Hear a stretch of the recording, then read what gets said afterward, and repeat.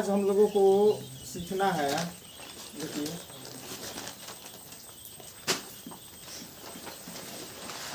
Electronic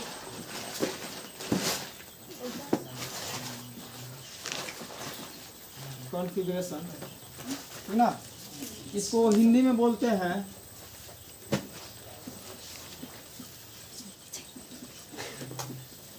electronic विन्यास, ठीक ना। तो इलेक्ट्रॉनिक विन्यास ये होता क्या चीज़ है, किसका इलेक्ट्रॉनिक विन्यास हम लोग निकालते हैं। तो इलेक्ट्रॉनिक विन्यास जो होता है, किसी तत्व, कोई भी तत्व होता है और उस तत्व में जितने इलेक्ट्रॉन उपस्थित होते हैं वो नाभिक के चारों ओर चक्कर काटते हैं। जैसे ध्यान दीजिए, मान लीजिए कि ये हो गया नाभिक, इस नाभिक के चारों ओर इलेक्ट्रॉन चक्कर काटते हैं, ठीक ना।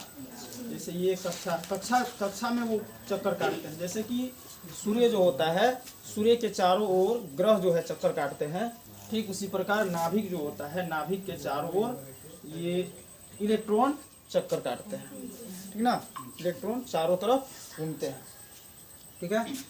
तो ये हमारा नाभिक हो गया। नाभिक के बाद जो ये सेल है, इसको कक्षा बोलते हैं। कक्षा, जिसको अंग्रेजी में सेल कहा जाता है। इसी सेल में इलेक्ट्रॉन चक्कर काटते हैं इस नाभिक के। इस नाभिक में प्रोटॉन और न्यूट्रॉन मौजूद होता है, ठीक है। तो पहले कक्षा को, जैसे ये पहला कक्षा मान लीजिए, इसको के बोलते हैं, इसको एल, एम और एन। तो सेल जो होता है, इसको मतलब कि इससे हमको इलेक्ट्रॉनिक विन्यास निकालने आता है। जैसे कि हम लोग जानते हैं कि इसमें के, एल, एम, एन कक्षाओं का नाम है। इसे के जो है यह पहला कक्षा है, और पहले कक्षा में कितने इलेक्ट्रॉन रहते हैं, 2 इलेक्ट्रॉन रहते हैं। एल में 8, एम 18 और एन में 32। इसको ऐसे ही नहीं लिख दिया गया है, इसका कुछ नियम होता है। उस नियम के आधार पे हम लोग जो है इसको लिखते हैं, ठीक ना। तो इसका एक नियम है। इसके नियम का जो है, इसके सूत्र का प्रतिपादन किए थे किसने, बोर-बेरी नामक वैज्ञानिक थे। बोर-बेरी नामक वैज्ञानिक ने इसका एक नियम बनाया था, जो नियम था क्या, 2n², ठीक है। 2n², यह इसका बनाया हुआ नियम है, जहाँ n बराबर 1, 2, 3, 4। ये कक्षा के अनुसार, अगर पहली कक्षा की बात हो रही है तो वहाँ n बराबर 1 होगा, दूसरी कक्षा के लिए 2, तीसरी के लिए 3, चौथी के लिए 4। तो यहाँ पे 4 दिया गया है कक्षा, सेल 4 सेल दिए गए हैं, के, एल, एम, एन। इसके अलावा भी और भी होता है, 3 और होता है, 7 सेल होते हैं, ठीक ना। तो पहली कक्षा में 2 इलेक्ट्रॉन आ गए। तो ये कैसे आ गए, इसको हमने नहीं बनाया, इसको बोर-बेरी नामक एक जो केमिस्ट्री के बहुत बड़े ज्ञाता थे, उन्होंने बनाया है। और उसी के आधार पर, उनके द्वारा बनाए गए इस फॉर्मूला के आधार पर हमको यह मान यहाँ पे 2, 8, 18, 32 आता है, ठीक ना। जैसे 2 कैसे आ गया, तो यहाँ पर n का मान जो है 1 डालेंगे, तो 1 का स्क्वायर, 1 एकम 1 दूनी 2, तो 2 हो जाएगा। फिर 2 दूसरे नंबर n का मान 2 लेंगे, l में जाएंगे दूसरी कक्षा में, तो n का मान हम लोग 2 लेंगे, ठीक ना। तो 2 दूनी 4, 4 दूनी 8। अगर n का मान 3 लेते हो तो 3 तियाँ 9 और 9 दूनी 18। n का मान 4 लेते हैं तो 4 चौके 16, 16 दूनी 32। इस तरह से हमारा ये चीज़ प्राप्त होता है। और इसके माध्यम से हम लोगों को इलेक्ट्रॉनिक विन्यास निकालना हम लोगों ने सीख लिया है। कि ये देखिए, ये क्या चीज़ है, ये 2, 8, 18 और 32 ये मान दिया गया है। ये क्या मान दिया गया है, तो देखिए पहला जो कक्षा है के कक्षा में हम लोग अधिकतम 2 इलेक्ट्रॉन रख सकते हैं, एल कक्षा में अधिकतम 8 इलेक्ट्रॉन रख सकते हैं, एम कक्षा में 18 और एन कक्षा में 32 इलेक्ट्रॉन हम लोग रखते हैं। इसी के आधार पर ये चीज़ बनाया गया है। तो ये कक्षा के माध्यम से, सेल से हम लोग जो है इलेक्ट्रॉनिक विन्यास निकालते हैं, वो चीज़ दिया हुआ। लेकिन हम लोगों को सीखना है, सेल के बारे में तो सीख चुके हैं, आज हम लोगों को सीखना है सब सेल के बारे में। सब सेल, सब सेल को हिंदी में बोलते हैं उप कक्षा, ठीक ना। उप कक्षा के माध्यम से कैसे हम इलेक्ट्रॉनिक विन्यास निकालते हैं, उसके बारे में आप लोगों को सीखना है। जब उप कक्षा की बात करते हैं तो उप कक्षा में, जैसे कि ये कक्षा को के, एल, एम, एन इन 4 नामों से हम लोग पुकारते हैं मुख्यतः है। उसी तरह से जो सब सेल होते हैं, जो उप कक्षा होते हैं, उप कक्षा को भी किसी न किसी नाम से पुकारा जाता है, जैसे कि S P D F, ठीक है ना। और ये सब सेल जो है इसका प्रतिपादन किसने किया था, तो ऑफ बो, इनके द्वारा इसका प्रतिपादन किया गया था। और इससे सब सेल जो इलेक्ट्रॉनिक विन्यास निकालने की जो विधि है, इस विधि को ऑफ बो का सिद्धांत के नाम से जाना जाता है, ठीक ना। तो देखिए उन्होंने SPDF इसका नाम तो दे दिया। अब हमको ये जानना है कि S का मतलब क्या होता है। तो S को अगर पूरा तरह से देखा जाए तो S फोर क्या होता है, शार्प होता है, P4 प्रिंसिपल, D4 डिफ्यूज और F4 फंडामेंटल होता है, ठीक ना। ये इसका फुल फॉर्म हुआ। अब देखिए S में कितने इलेक्ट्रॉन होते हैं, तो S में 2 रहते हैं, P में 6 होते हैं, D में 10 और F में 14 इलेक्ट्रॉन होते हैं। देखिए हमको अब जानना है कि पहला जो है पहला उपकक्षा में कितने इलेक्ट्रॉन है, 2, और 2 में हम क्या करते हैं, +4 को प्लस करेंगे तो अगले उपकक्षा के बराबर हो जाएगा। 4 और 2 6 हो जाएगा। फिर इसमें 6 में हम लोग फिर 4 को ऐड करते हैं तो 10 हो जाएगा। फिर 10 में हम लोग 4 को ऐड करेंगे तो हो जाएगा 14। इस तरह से हमको जानना है कि पहली उप कक्षा में अधिकतम कितने इलेक्ट्रॉन रहते हैं, तो 2 इलेक्ट्रॉन रहते हैं। दूसरी कक्षा में 6, तीसरी में 10 और चौथी में 14। अब इसके अंतर क्या है, 2 उप कक्षाओं के बीच के जो इलेक्ट्रॉन है उनका अंतर कितना होता है, 4 होता है। लेकिन इनके लिए भी इस मतलब कि इसमें किस उप कक्षा में कितने इलेक्ट्रॉन होते हैं, इसके लिए भी एक सूत्र का प्रतिपादन हुआ है, ठीक ना। और इनके द्वारा इस सूत्र का प्रतिपादन ऑफ बो के द्वारा किया गया था। और सूत्र क्या है, 4n - 2, यह सूत्र है 4n - 2। इस सूत्र के माध्यम से हम लोग इसमें S में कितने इलेक्ट्रॉन होते हैं, P में, D और F में कितने होते हैं, इसको हम लोग निकाल सकते हैं, ठीक ना। जैसे निकाल के देखते हैं, ऐसे 4 है और n, जैसे कि अगर पहली उप कक्षा की बात हो रही है तो n का मान हो जाएगा 1, देखिए 4 × 1 4 होगा, 4 - 2 2 आ जाएगा। देखिए दूसरी उप कक्षा की बात करते हैं P, तो 4 × 2 कितना हुआ, 8 हुआ, 8 - 2 6। तीसरी उप कक्षा 4 × 3 12, 12 - 2 10 और 4 × 4 4 के 16, 16 - 2 14। इस तरह से हम लोग इसका मान निकालते हैं, ठीक ना। तो अब इस SPDF का प्रयोग करके हमको अब इलेक्ट्रॉनिक विन्यास निकालना सीखना है। चलिए हम किसी एक तत्व को ले लेते हैं। जैसे एक तत्व हम ले लिए क्लोरीन, ठीक ना। क्लोरीन ले लिए, क्लोरीन का परमाणु संख्या कितना होता है, 17 होता है। तो क्लोरीन का हम लोग इलेक्ट्रॉनिक विन्यास निकालते हैं तो कैसे निकलेगा। अब हम पहले सेल इस कक्षा के माध्यम से हम लोग निकालते हैं इसका मान, ठीक ना। सेल से निकालते हैं तो पहला कक्षा में कितना रहता है, 2, दूसरा में 8 और तीसरा में होता है 18। लेकिन हमारे पास बचे कितने, वो चीज़ हमको देखना है। 2 8 8 2 10 हो गया, बच गया 7। तो यहाँ पे हम लोग तीसरी कक्षा में 7 इलेक्ट्रॉन को लिखते हैं। ये हुआ हमारा सेल कक्षा के माध्यम से। ये बोर-बेरी के जो सिद्धांत है उनके अनुसार हम लोगों ने इलेक्ट्रॉनिक विन्यास निकाला, ठीक ना। अब अगला है हमको ये ऑफ बो के सिद्धांत के अनुसार हमको निकालना है। तो इसको निकालते हैं 1s 2s 2p 3s 3p, ऐसे निकालते हैं। तो S में अधिकतम कितने इलेक्ट्रॉन रख सकते हैं, 2। तो यहाँ पे हम लोग डाल देते हैं 2 इलेक्ट्रॉन। फिर यहाँ पर फिर से S है तो यहाँ पर भी हम लिखेंगे 2। यहाँ पे P है, P में कितने रखते हैं, 6 रखते हैं तो यहाँ पर लिख देंगे 6। S में 2।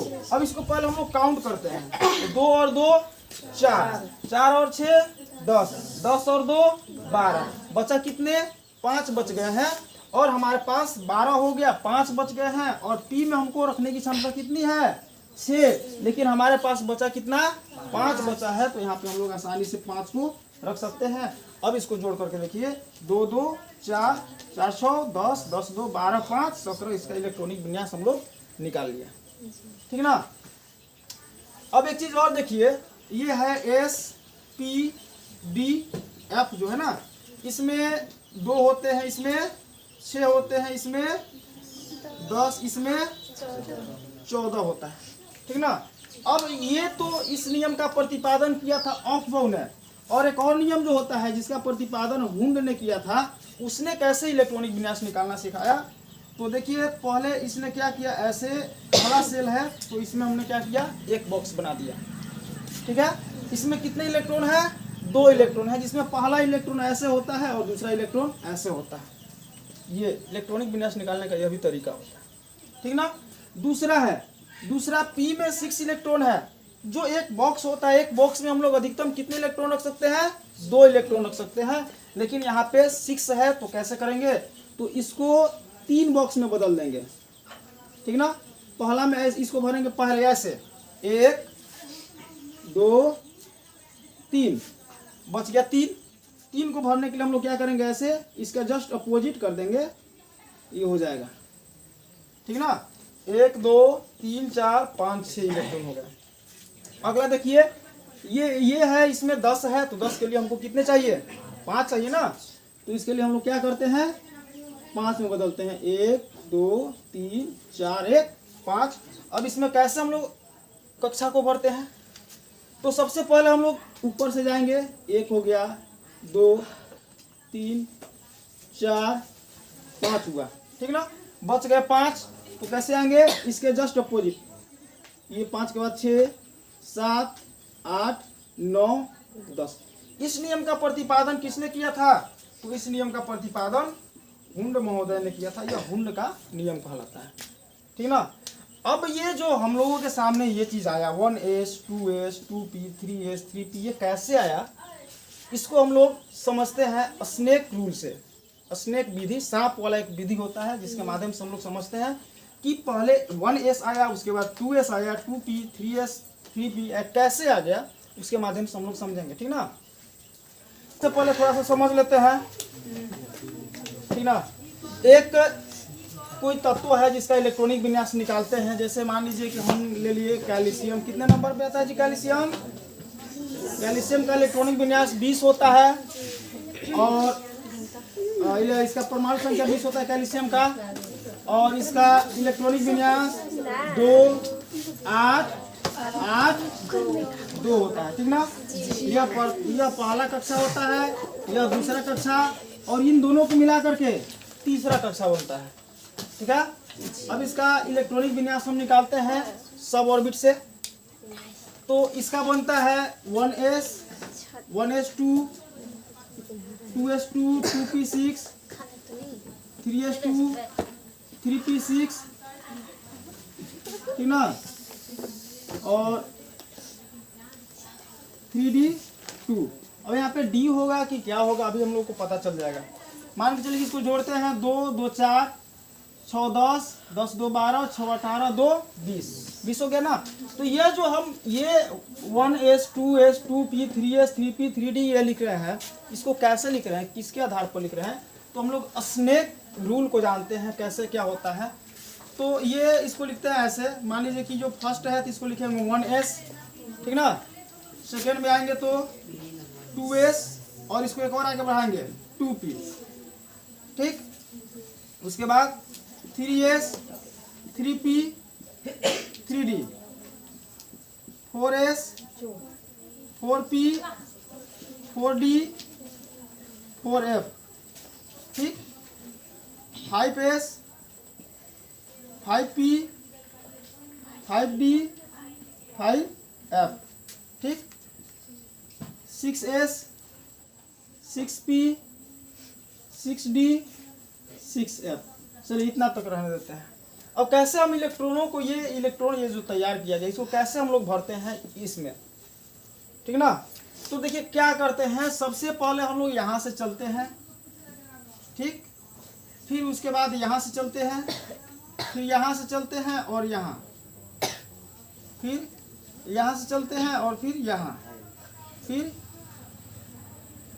यहाँ से चलते हैं,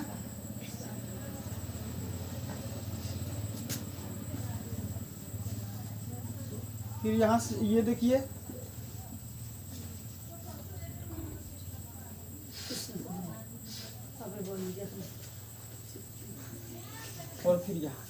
इसको कैसे लिखेंगे, मतलब कैसे बना दे, इसको स्नेक रूल बोला जाता है। तो सबसे पहले अब देखिए, सबसे पहले ये एरो जो है कहाँ जाता है, 1s में जाता है। तो जब भी लिखेंगे, पहले हम जब इलेक्ट्रॉनिक विन्यास निकालेंगे सब सेल से, तो सबसे पहले 1s को ही लिखेंगे। 1s को लिखने के बाद अगला कहाँ जाता है, 2s में, 2s, ठीक ना। 2s के बाद कहाँ जाता है, 2p और 3s। तो पहले लिखेंगे 2p फिर 3s, ठीक ना। फिर उसके बाद कहाँ जाता है, 3d 4p 5s, कहाँ जाता है, 3d 4p 5s, यहाँ आ गया। उसके बाद आइए यहाँ पे 4d 5p 6s, 4d 5p 6s, उसके बाद 4f,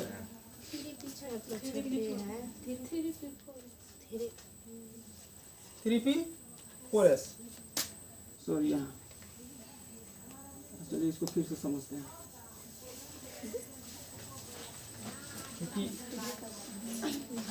देखिए, सबसे पहले हमको क्या लिखना है जी, 1s के बाद ये एरो गया है 2s में, तो 2s को लिखते हैं। उसके बाद 2p और 3s, 2p 3s, उसके बाद 3p 4s, उसके बाद 3d 4p 5s, 3d 4p 5s, उसके बाद 4d 5p, 4d 5p 6s, उसके बाद 4f 5d, 4f 5d 6p 6p, ठीक। उसके बाद 5f 6d, 5s 6d और लास्ट का 7f, ऐसे 5f 6d और 6f। इसी के आधार पे हम लोगों को इलेक्ट्रॉन रखना है। अब क्या करना है, कैसे रखना है, तो जहां पर s होगा, ये s में हम लोग 2 इलेक्ट्रॉन रखेंगे या फिर 1 इलेक्ट्रॉन रखेंगे। अधिकतम से अधिकतम 2 और कम से कम 1 रख सकते हैं, ठीक ना। p में कितने रखने हैं, 6, तो 6 रखने हैं। इसमें 7 नहीं रख सकते हैं, 5 4 3 2 1 रख सकते हैं जितना बचेगा, लेकिन 7 कभी भी नहीं रख सकते हैं, क्योंकि इसका लास्टली कितना होता है, 6 होता है। d 10 रख सकते हैं और f में 14 रख सकते हैं। तो इसी के आधार पे हम लोगों ने इस इलेक्ट्रॉनिक विन्यास को कंप्लीट किया है। जैसे अब इसको मिला लेते हैं, तो सबसे पहले बोल रहा है कि 1s डालना है, यहाँ पे 1s डाले हैं। उसके बाद बोला 2s डालना है, 2s डाले हैं। 2p डालना है, 2p डाल दिए। 3s डालना है, 3s डाल दिए। 3p डालना है, 3p डाल दिए। और 3d डालना है, 3d डाल दिए, ठीक ना। अब इसको भरना है कि किस उप कक्षा में कितने इलेक्ट्रॉन होते हैं। जैसे s में कितने होते हैं, 2 होते हैं, तो पूरी तरह से 2 हमारे पास इसको लिख दिए। p में फिर से यहाँ पे s है, लेकिन 2s है, तो s है ना, जब s है तो यहाँ पर भी हम 2 ही डालेंगे। फिर 2p है, यहाँ पे p है, तो p में हम कितने रख सकते हैं, 6 डाल देंगे। p के बाद देखिए 2p के बाद फिर से 3s आता है, 3s है ना, 3s में कितने रख सकते हैं, s में 2 रख सकते हैं। फिर p आया है, p में 6 रख सकते हैं, लेकिन d लास्ट का है, d और कितने रख सकते हैं, d में 10 रख सकते हैं। लेकिन अब देखिए हमारे पास 10 बचा है, 10 है, अगर होगा तभी लिखेंगे, अगर नहीं होगा तो जितना बचेगा उतना ही लिख देंगे। तो यहाँ पर इसको कैलकुलेट करके देखते हैं, तो 2 2 4, ठीक, 6 10, 10 2 12, 12 6 18, और हमारे पास कितने टोटल 20 हैं। हमको रखना कितना है, बचा हमारे पास 2, और डी में रखने की क्षमता कितनी है, 10। तो हमारे पास अब तो 10 नहीं है, तो कहाँ से लाएंगे, जब नहीं है तो जितना बचा होता है उसको हम लोग लास्ट में लिख देते हैं। इस तरह से हमारा इलेक्ट्रॉनिक विन्यास कंप्लीट होता है। और इसी नियम से हम लोगों को अभी 1 से लेकर के 30 तक के इलेक्ट्रॉनिक विन्यास को कंप्लीट करना है, ठीक ना। और बहुत ही आसान तरीका से हम लोगों को इसके इलेक्ट्रॉनिक विन्यास को सीख जाना है। और बाबू उनके सिद्धांत के अनुसार आज हम लोगों को 1 से लेकर के 30 तक जितने भी तत्व हैं सब ऑर्बिट में उसका इलेक्ट्रॉनिक विन्यास निकालना है तो एक से शुरुआत करते हैं। एक नंबर पे आता है हाइड्रोजन। हाइड्रोजन का क्या होता है, परमाणु संख्या 1 होता है, तो इसका शुरुआत करेंगे 1s से, यहीं से शुरुआत करेंगे, ठीक ना। 1s यहाँ पर भी 1 डालेंगे, क्यों? क्योंकि इसके पास एक ही इलेक्ट्रॉन है, जब s में 2 रखने की क्षमता है, लेकिन हाइड्रोजन के पास एक ही है, तो यहाँ पर केवल क्या लिखेंगे 1s1। इससे आगे चलेंगे 1s2, क्योंकि इसके पास 2 रखने की क्षमता है। लिथियम 1s2 और 2s1। देखिए 1s कंप्लीट होने के बाद, इस 1s को कंप्लीट होने के बाद हम लोग को बढ़ना है 2s में, और 2s में तब तक रहना है जब तक वो पूरी तरह से भर न जाए, ठीक ना। तो यहाँ पे 2 और 1 3 हो गया ना। बेरिलियम 1s2 2s2, ठीक। देखिए यहाँ पे दोनों s पूरी तरह से भर गया, और अगले में तब हम लोग आगे बढ़ेंगे। जैसे 5 में बोरान 1s2 2s2 और 2p। देखिए 2s के बाद क्या आता है, 2p आता है ना, 2p। इसके पास p के पास 6 रखने की क्षमता है, लेकिन यहाँ पे हमारे पास बचा है केवल 1, तो 2 और 2 4, 4 और 1 5। कार्बन 1s2 2s2 2p2, इसको बस आगे बढ़ाते चले जाएंगे। Nitrogen 1s2 2s2 2p3। Oxygen 1s2 2s2 2p4।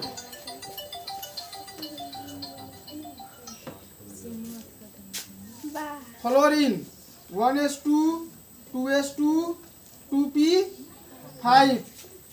Neon 1s2 2s2 2p6।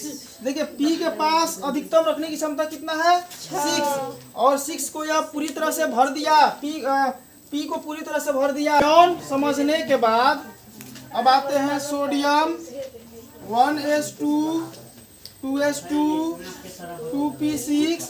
p के बाद क्या आता है जी, 2p के बाद 3s1, ठीक है। मैग्नीशियम का 1s2 2s2 2p6 3s2। इस तरह से देखिए aluminium silicon phosphorus sulphur chlorine argon. Argon के बाद ये सब बनाया हुआ है, सेम ऐसे ही जिस तरह से हम लोग इसको बनाते जा रहे हैं वैसे ही हम लोग इसको भी बनाएंगे। 2 और मैं बतला दे रहा हूँ, आप लोग उसके बाद 30 तक कंप्लीट कर लीजिएगा। Potassium 1s2 2s2 2p6 3s2 3p6। देखिए p पूरा हो गया ना। p के बाद कहाँ आते हैं, 3p के बाद 4s में आते हैं, तो इसमें जोड़ दीजिए 4s। क्या को बचा 1, यहाँ पे लिख देंगे 1। इसको जोड़ के देखिए 2 2 4 4 6 10 2 12 6 18 1 19। और एक और देखिए calcium 20 1s2 2s2 2p6 3s2 3p6 4s2। ये कैल्शियम का पूरा हुआ। इस तरह से बाकी जितने भी तत्व होंगे इसी रूल के आधार पर हम लोग उसको भी बनाते हैं इलेक्ट्रॉनिक विन्यास सब ऑर्बिट में। और उसका प्रतिपादन किसने किया था, ऑफबाउ महोदय ने किया था। इसके बारे में हम लोग समझ गए, ठीक है ना। चलिए फिर मिलते हैं अगले दिन।